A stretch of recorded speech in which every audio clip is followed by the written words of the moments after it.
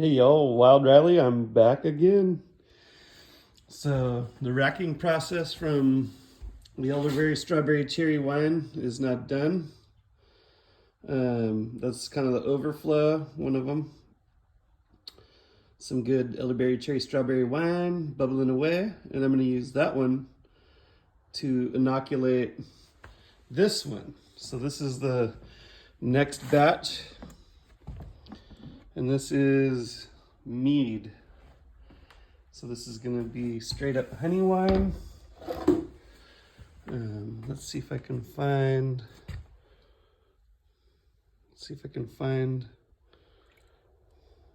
the bag in there. It's really, really hot water. And I took the same kind of paint strainer bags and put all the honeycomb in there and then tied them off and dumped hot water all over that. And smells amazing. It's gonna be some good honey wine. And that there's about 16 gallons of mead, honey wine, mead. Right now it's too hot to add the yeast, but I did add a little bit of yeast nutrients, and some of the comb had pollen, which is a good protein source to feed the yeast to. So I cleaned up the comb, any debris or anything like that came off of it. And then that's it, pouring hot water in there and letting it cool off for probably a day.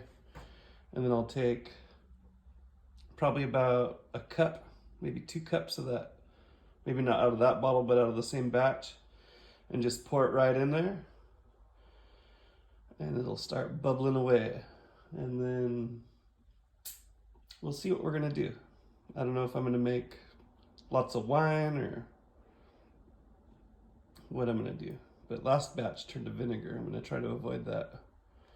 So hope you're working on your ferments and kind of getting your strategies, game plans, and methodologies kind of figured out. Because the learning process, once you get out of the way, it becomes a lot of fun. So anyway, this is beginnings of the batch of mead. I wish I could get that bag up there so I could show you. Here we go. So the majority of the wax and any other debris that I missed is caught in the bag. And all that honey is going to dissolve into the water. And it'll leave me with a bag of wax that I'm going to make candles out of.